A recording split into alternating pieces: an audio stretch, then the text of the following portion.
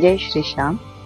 सुखमय सरल सत्संग में सभी हरि भक्तों का हार्दिक अभिनंदन है। श्री गुरुदेव श्री कृष्ण को याद करते हुए शुरू करते हैं सुखमय सरल सत्संग। मन को जीत पाना थोड़ा कठिन तो है, पर मुश्किल नहीं। बिना मन को जीते जीवन में शांति संभव नहीं। अशांति का कारण हमारी असीमित इच्छाएं हैं और इसके मूल में हमारा मन।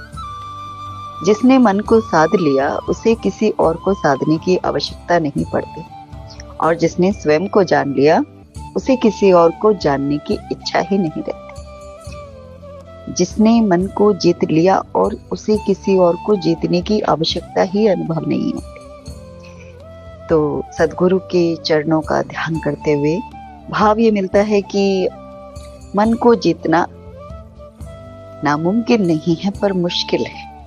और मुश्किल इसलिए है क्योंकि हम मोहन को छोड़कर माया में फंस जाते हैं।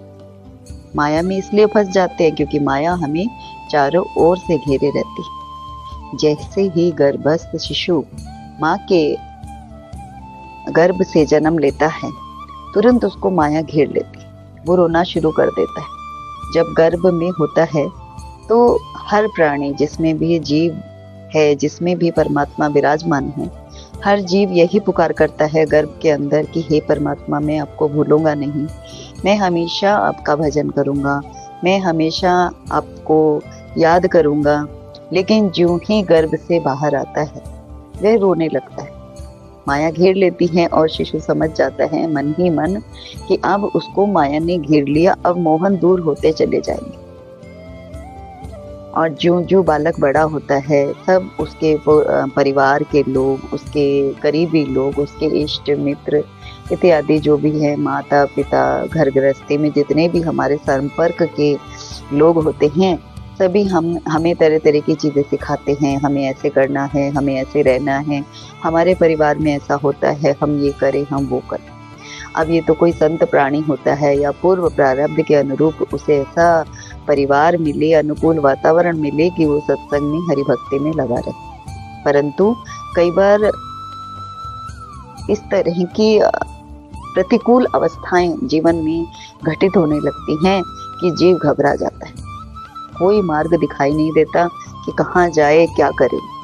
हर ओर से दुविधाएं, संकट, मुंह फैलाएं बाएं फैलाएं उसका इंतजार करती है। जिधर भी चले उधर कंटक ही कंटक। लेकिन जब जीव मन को मोहन में लगा देता है तो जीवन की विफलताएं, असफलता में जो भी हैं, सभी सफलताओं में बदलने लगती है, क्योंकि मन को मोहन ने जीत लिया। अब हम मोहन को क्या चढ़ाते हैं? फूल, प्रसाद और कितने तरह की हम चीजें ना भगवान को चढ़ाते हैं। तो हर भाव में प्रभु का प्रेम विराजित है। लेकिन जब तक हम मन को नहीं चढ़ाते, क्योंकि सबसे अधिक दुविधा क्रिएट तो यही मन करता है, और जब तक मन को नहीं चढ़ाते तब तक हमें हमारा फल नहीं मिलता या प्रभु का प्रेम नहीं मिलता। तभी तो सत्संगी या गुरु, साधु जन, संत लोग हम समझाते हैं कि प्रभु से तो प्रभु को मांगो।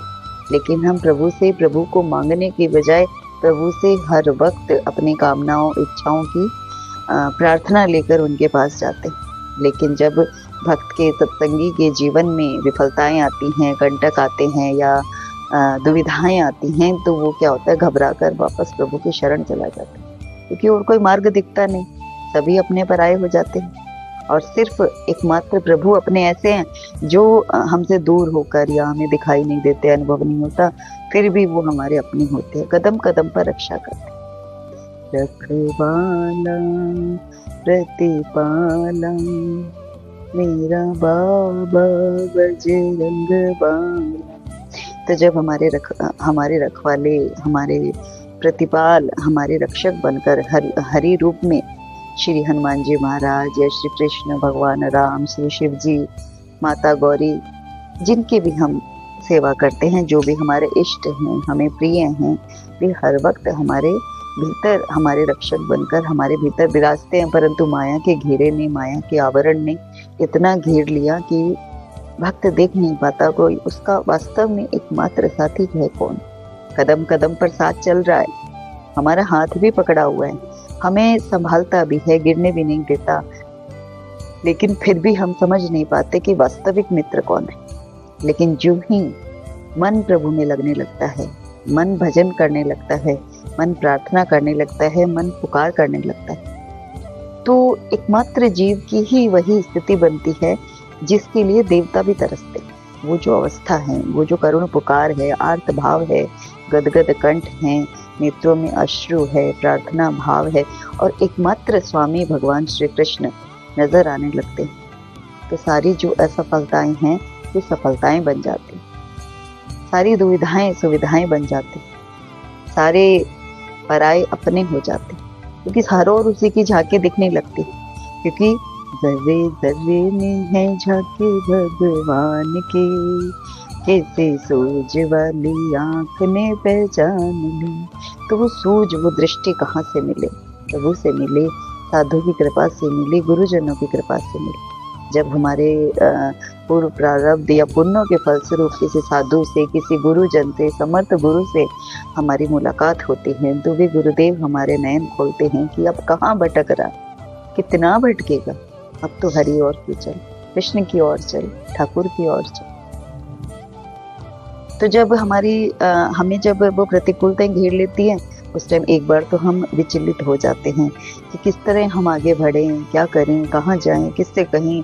हम अपने सभी जितने भी हमारे करीबी इष्ट मित्र सगे संबंधी होते हैं, सबसे हेल्प मांगते हैं, लेकिन कोई हमारी मदद नहीं करता, सब हमसे दूर चले जाते हैं, सब हम में कमियां निकालते हैं, हम कितना बुरा अनुभव करते हैं। लेकिन जब प्रभु अपना लेते हैं तो सब कुछ अच्छा हो जाता है, सब कुछ मंगल होने लगता है। ये प्रभु ही एकमात्र ऐसे हैं जो कभी अमंगल नहीं करते। तो जब उनकी कृपा से हमारा ये मन प्रभु छीन लेते हैं, तब हमें जाकर उनके प्रेम का अनुभव होने लगता है, उनकी झांकी दिखलाई देनी पड़ती। इन नेत्रों से हम उन्हें देखने लगते हैं, इसी जीते जागते इस शरीर से हम उनको अनुभव करते हैं। और ये कृपा तो सब पर नहीं होती, वो करोड़ों लाखों में एक बिरला भक्त ऐसा होता है जिस पर उसकी कृपा दृष्टि पड़ती, क्योंकि हालांकि वो सबको देखते हैं लेकिन हम उन्हें नहीं देख पाते। और जब हम उन्हें देखने लगते हैं तो फिर कुछ और देखने की आवश्यकता नहीं रहती। इसीलिए सदैव सतत हरे कृष्ण कृष्ण कृष्ण हरे हरे, हरे राम राम राम हरे हरे करते रहिए और कराते रहिए। जय श्री कृष्ण।